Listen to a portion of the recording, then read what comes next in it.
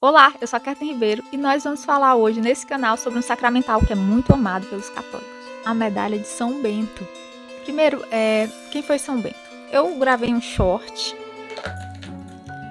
óbvio, um short é algo muito superficial, ainda assim, no entanto, eu acredito que é uma forma de chamar a atenção, então está válido. Então eu gravei um vídeo sobre São Bento, baseando-me na obra de São Gregório Magno, né? O São Gregório Dialogista, né, que é chamado assim pelos gregos por causa de sua grandiosa obra Diálogos, né, em que é uma coleção de 4 livros, na qual ele fala da vida e dos milagres dos padres latinos, né. Aí o livro 2 é dedicado todo a São Bento, que eu tenho aqui. Tem muita coisa no livrinho, por exemplo, tem um momento em que o rei dos godos, né, o Tótila, que saqueou Roma em 547, ele tenta enganar o homem de Deus, né? Tenta ver se ele é realmente um homem de Deus e discerne os espíritos, mas São Bento sabe. Tem outras histórias, como a gente conhece Santa Escolástica, que segundo a tradição é a irmã gêmea de São Bento. Inclusive, tem um momento que São Gregório vai falar sobre ela, ele vai responder Pedro Romano, né, o diácono, e nesse momento ele diz assim, o Pedro: os santos são sempre ouvidos em seus pedidos a Deus? Quando a pessoa é muito santa, né? E aí São Gregório ele diz, olha, nem sempre. Pois o próprio São Bento, em uma das suas visitas regulares que ele fazia à sua irmã, quando chegou o momento e ele queria retornar para o monastério, Deus ouviu Santa Escolástica, a irmã. Por amor desejava passar mais tempo com o irmão. E não o próprio São Bento, que queria ir. E o que sua irmã Santa Escolástica faz? Ela ora, baixa a cabeça e ora, e começa uma tempestade. E aí ela diz, eu pedi a você, mas você não ouviu. Então eu pedi a Deus, e ele ouviu. Então você tem vários desses momentos, né? E ele ficou mais tempo com ela. O que foi bom, porque alguns dias depois ela morreu. E eles puderam se despedir. E ele viu ela indo pro céu, né? Na forma de uma pomba. Depois de alguns dias, o próprio São Bento morreu. Mas aqui nós vamos tratar da medalha de São Bento. De fato, São Bento se tornou um símbolo da luta contra o mal. E por causa disso, a sua medalha se popularizou como um dos sacramentais mais usados pelos católicos.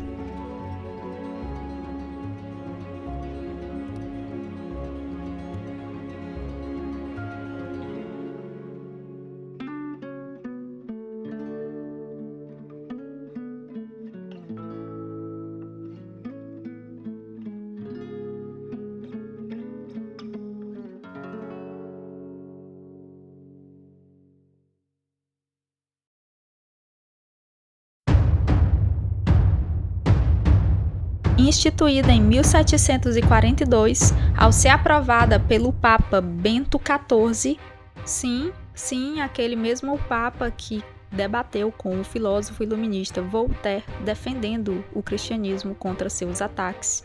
Essa medalha é muito utilizada por cristãos em batalhas espirituais e em exorcismos. A igreja a reconhece como uma arma espiritual. Na frente da medalha nós temos a imagem de São Bento, como um exemplo a ser seguido. A sua vida de oração e trabalho, resumida na regra ora et labora, é uma demonstração da fidelidade de um servo de Deus que deve ser imitada, como diz a Escritura. Sede meus imitadores, São Paulo falando acerca de si mesmo, né? Já que ele era um imitador de Cristo e um homem santo que buscava seguir os caminhos de Cristo. A hospitalidade para com todos e a simplicidade em tudo também marcou a vida de São Bento. Além disso, nós podemos entender que, como a igreja crê na vida eterna, São Bento não está morto. Então ele é um poderoso intercessor contra o mal, já que ele está com Cristo. Seguindo seu mestre, traz na mão direita uma cruz, cuja descrição se encontra logo abaixo, Crux Sancti Patris Benedicti, que significa a cruz do Santo Padre Benedicto, que é bendito, Bento. Ele a carrega na mão direita, pois é o símbolo da vitória de todo cristão, e é por meio dela que nós vencemos o maligno. Na mão esquerda ele tem o livro da sua regra, o que indica que nós devemos andar pelo caminho estreito e apertado que conduz à vida, o caminho da salvação, pois sem disciplina a santidade não é possível. Atrás, no segundo plano, vemos uma ave negra ou um corvo e do lado direito uma taça de cristal com uma cobra. O simbolismo É evidente, trata-se de 2 episódios da vida de São Bento, em que ele esteve face a face com o mal. O corvo indica a ideia de provisão divina, em que esse pássaro leva embora uma comida envenenada, salvando a vida de São Bento. O segundo episódio indica o momento em que o São Bento ele é salvo ao fazer o sinal da cruz e uma taça envenenada por seus próprios irmãos se quebrar diante da face de todos. Circulando na medalha a imagem de São Bento, nós temos o dizer em latim Eius in obitu nostro praesentia muniamur, que significa que sejamos fortalecidos por tua presença na hora da nossa morte. Apesar da instituição da medalha de São Bento ter sido bem tarde, a verdade é que os fiéis já faziam uso dela. Todavia, por muito tempo, o significado das letras foi desconhecido, até 1647, quando o manuscrito, mais antigo ainda, foi encontrado na abadia de Mettern, na Baviera, e eles puderam entender o que indicava cada uma dessas letras. CSPB, como já foi mencionado, significa a cruz do Santo Padre Bento. Então, acima encontramos o termo Pax, que significa paz. No centro temos uma cruz contendo letras escritas nela. Trata-se da primeira parte da oração de São Bento. No braço vertical lemos CSSML, que significa Crux Sacra Sit Mihi Lux. A cruz sagrada seja minha luz. E no braço transversal lemos NDSMD, isto é, Non Draco Sit Mihi Dux, que significa não seja o dragão o meu guia. Circundando a cruz em volta da medalha estão as letras VRSNSMV, que significa vade retro Satana. Nunquam suade mihi vana, afasta-te de mim, Satanás. Nunca me aconselhe coisas vãs. Do lado oposto, SMQLIVB, isto é, Sunt mala quelibas, ipsi venena bibas, que significa é mal que tu me ofereces, bebe tu mesmo do teu próprio veneno. Mas afinal, qual é a importância desses símbolos? Bom, como a medalha de São Bento é um sacramental, os sacramentais geralmente eles têm uma função muito de apelo sensorial, já que nós somos seres sensoriais. Por exemplo, todos os dias somos bombardeados com muitas influências, algumas boas e outras malignas. São apelos que chegam a nós pela visão, pelo que vemos, pelo que assistimos, pelo que ouvimos. Assim, os sacramentais são instrumentos de memória. Ele nos traz a memória através de apelo visual, de apelo sensorial, objeto palpável, lembranças da nossa fé, que nos conferem maior força para afirmarmos a nossa fé diante de estímulos diversos. Nós podemos usar todas as áreas e todas as armas que nos são dadas por Deus, inclusive da ordem dos sentidos corporais. Kathleen, eu prefiro não usar. Tudo bem, é escolha sua. Agora deve ser dito que grande parte da missão de Cristo com a encarnação foi a conquista do mundo físico, porque afinal, isso tudo é parte daquilo que Deus nos dá como herança. A Bíblia diz, tudo é vosso, 1 Coríntios 3, 21 a 23, seja o mundo, seja a vida, tudo é vosso. Isso inclui, é claro, a matéria. Cristo conquistou para nós, é por isso que a igreja faz uso da matéria, na água do batismo, na Eucaristia, no próprio óleo ungido da crisma. Não é como se Deus, em sua infinita misericórdia e poder, ele não pudesse ter instituído que a igreja fizesse essas coisas sem a matéria. Ele poderia, só que ele quis assim, ele quis usar a matéria. Isso para que a igreja, ao fazer uso da matéria, ela declarasse os poderes soberanos de Cristo também sobre a matéria. Foi por isso que Cristo, ao curar o cego de nascença, em João 9, ele escolheu fazer isso usando saliva e terra. Não é como se ele não pudesse curar o cego somente com o poder de seu comando. Ele é Deus, ele podia e ele pode, mas ele quis usar a matéria como instrumento de seu poder. Como foi dito, o óleo ungido é um dos mais memoráveis, junto com sal e a própria água benta, ele é bem comum.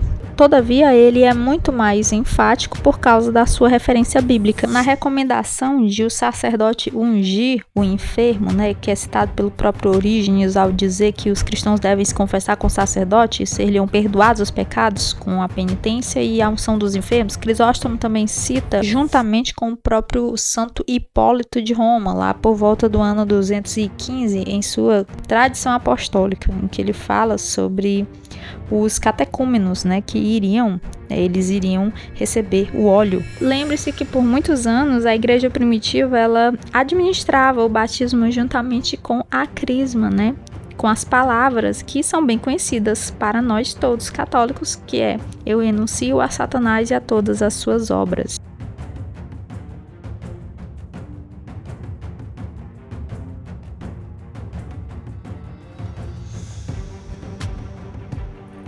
Na hora marcada para o batismo, o bispo dará graças sobre o óleo e colocará em um vaso. Este é chamado de óleo de ação de graças, e ele pegará outro óleo e exorcizará.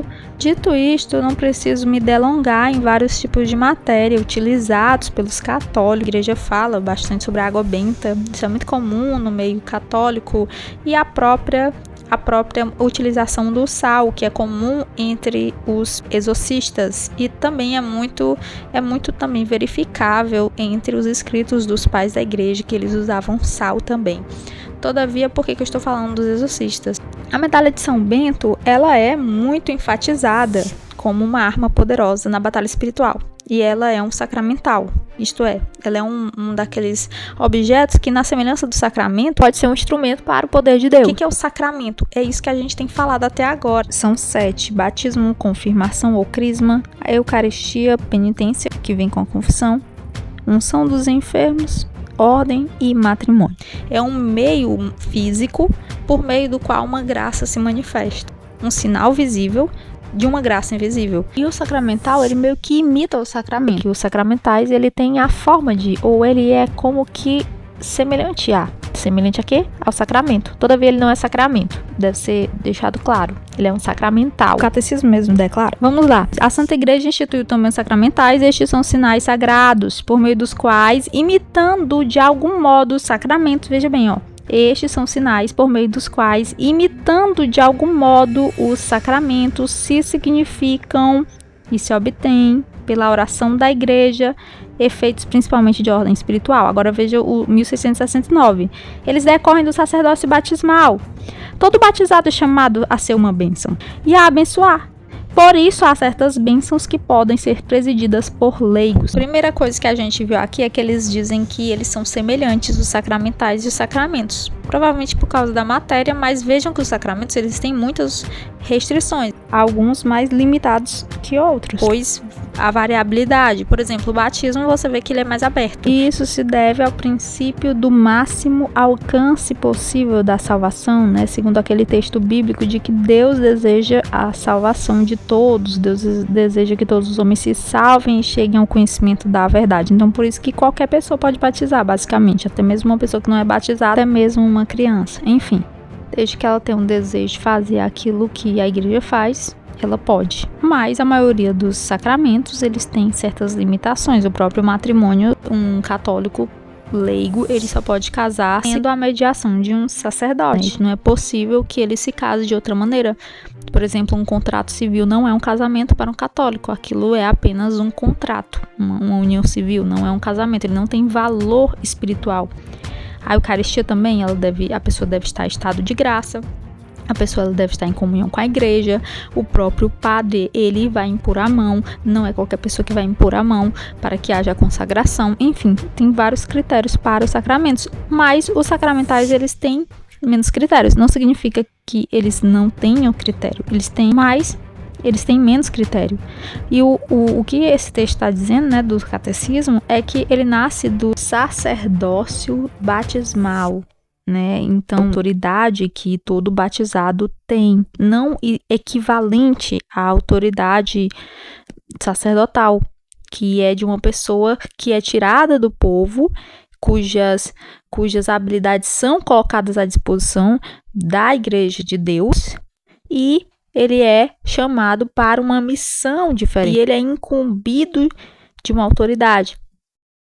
Mas o leigo também tem uma certa autoridade. E o que esse catecismo está dizendo é justamente isso. Ele nasce, o sacramental, da liberdade divina para agir no meio do povo leigo, também usando a matéria. Por exemplo, vamos pegar a questão de batalha espiritual. Batalha espiritual, como vocês sabem, o nível mais alto de uma batalha espiritual é o exorcismo, e esse exorcismo, quando se chega nesse extremo, esse rito, né, a igreja ela ordena que você seja uma pessoa consciente e vá até alguém habilitado para fazer isso. Ai, Kathleen, mas por que a igreja ela faz isso? Por que a igreja nos priva disso? Na verdade, não é uma privação, meu caro. Não é uma coisa assim que a igreja está fazendo porque ela é maldosa, ela é malvadona. É um cuidado maternal. A igreja entende que os demônios são extremamente perigosos. Então, ela te orienta considerando a tua própria segurança, entendeu? E assim, eu não vou dizer que não haja nenhuma exceção, né? Por exemplo, a questão de Santa Catarina de Sena, alguém pode dizer, né? Santa Catarina de Sena era uma mulher que ela não era de fato uma exorcista. Ela era uma freira dominicana, mas os padres exorcistas, e a gente tem relato disso, eles mesmos, quando eles não conseguiam, né, tirar o demônio, eles iam até ela, porque ela conseguia. Mas esse é um caso excepcional, é uma exceção. A regra é que o exorcista faça. Ela é uma exceção porque ela era uma mulher de autoridade singular, ela era uma mulher santa que fazia os demônios tremerem. Mas isso não acontece sempre. Então a regra eclesiástica é que você tenha bastante cautela. Evidentemente você pode dizer, mas Kathleen, eu acho que não é tão raro assim, porque eu já vi um monte de casos. Kathleen, eu até assisti uma vez na televisão e tal. Olha, vou lhe dizer a verdade, às vezes é invenção. Porque o que a gente tem de relato de como é um exorcismo mesmo, envolve muitas vezes violência física. A própria Bíblia mostra que, por exemplo, em Atos, quando os judeus tentaram invocar o nome de Cristo, como Paulo fazia, imitando o que Paulo fazia, os demônios lhes deram uma surra. Você vê que eles saem todo rasgados, cheios de hematoma, correndo no meio da rua, nus. Olha o que a Bíblia diz ali, ó. E bateu neles até que fugiram daquela casa nus e feridos. Nus e feridos. Tem também um relato do menino que, durante anos e anos, o pai dele ia na sinagoga, ia em todo lugar tentando tirar o demônio do menino, mas ninguém conseguia. Porque o menino estava sofrendo há anos, desde criança. Você vê que ele se jogava no chão, se jogava na chama, se jogava no meio da água, mas ninguém conseguia tirar. E olha só como esse demônio aqui é tão violento, já que os próprios apóstolos não conseguiram tirar. Quando os apóstolos perguntam, né, e os discípulos se aproximaram e perguntaram, por que não conseguimos expulsá-los? Aí Jesus, a primeira resposta que ele dá é esta, porque vocês não tiveram fé. Só que ele apresenta uma outra resposta mais detalhada. Veja no versículo 21. Mas esta espécie só sai pela oração, pelo jejum. Então veja que a expulsão de demônios é algo muito, muito complexo. Muito complexo e invariavelmente vai exigir uma santidade muito grande da pessoa, vai exigir que ela esteja em estado de graça, vai exigir que ela tenha uma intimidade muito grande com o Senhor, entendeu? Você vê que o endemoniado gadareno, né, ele quebrava as correntes, para você ter noção da violência da circunstância dele. As pessoas, os moradores locais, colocavam correntes para tentar aprisioná-lo e ele as quebrava, entendeu? Veja bem que não é uma coisinha. Mas voltando ao menino que se jogava na água e no fogo, quando havia a possessão, o demônio tentava matar ele. Então você tem um caso em que o demônio ele literalmente tentava matar uma pessoa.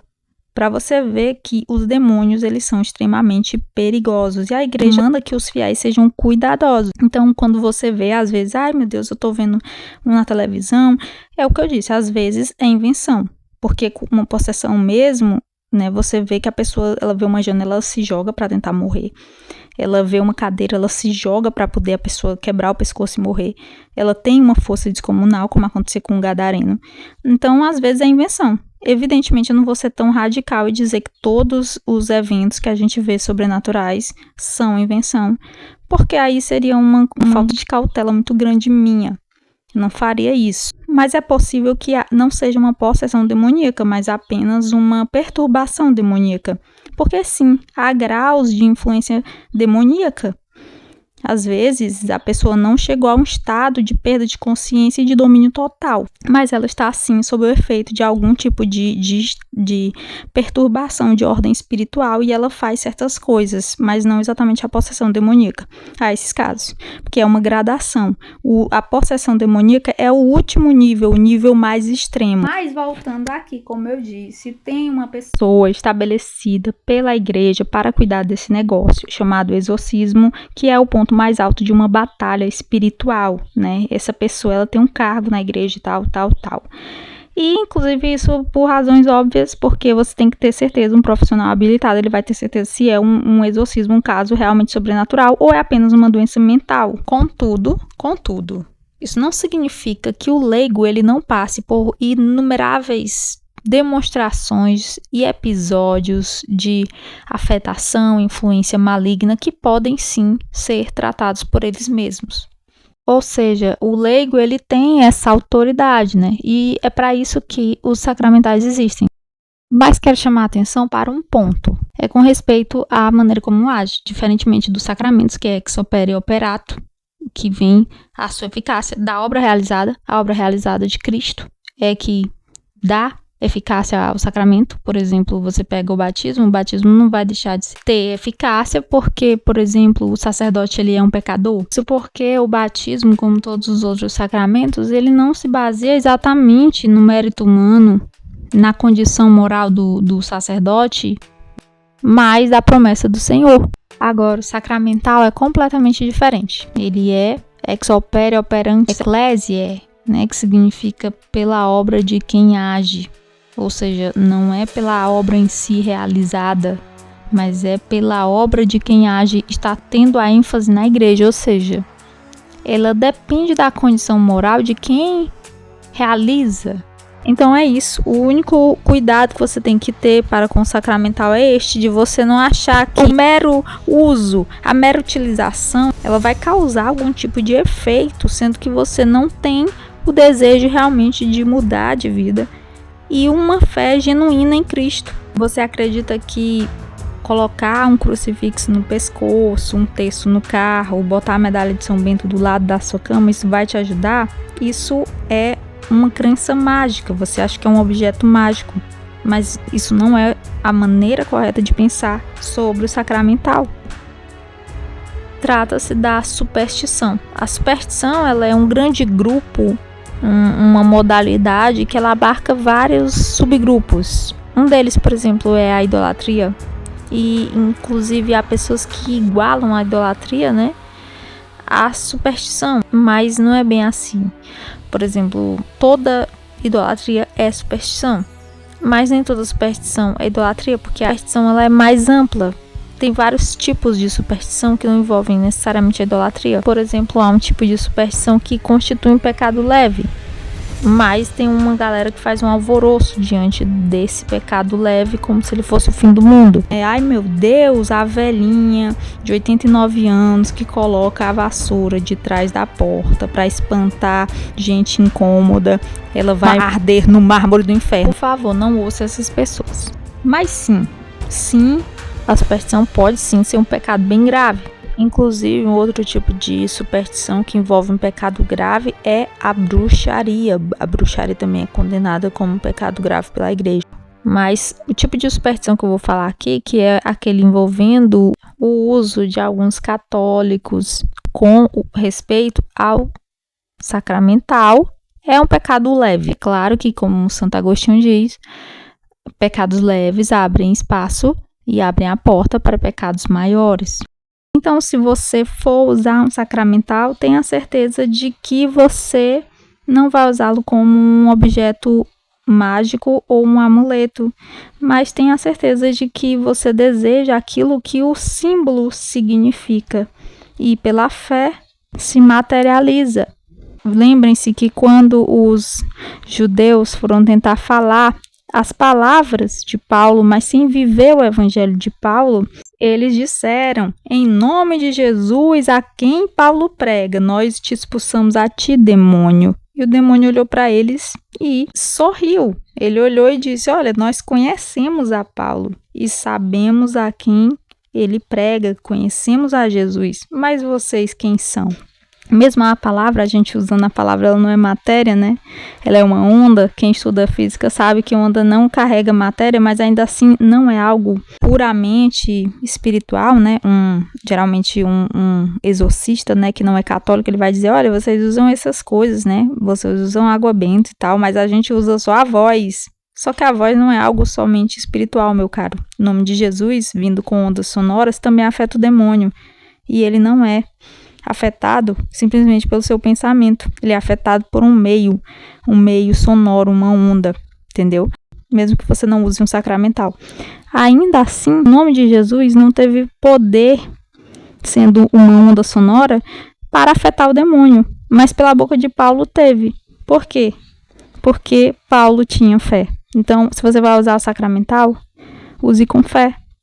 E se você for usá-lo, use sabendo que o poder não é o objeto em si. Não está no objeto em si, mas provém de uma fonte mais elevada, que é Deus, que nos concede que participemos de seu trabalho de redimir o mundo. Que Deus abençoe vocês, para a glória de Cristo Jesus. Cruz sacra sit mihi lux, non daco sit mihi dux, vade retro satana, nunque suade mihi vana, sunt mala quelibas, ipse venena bibas.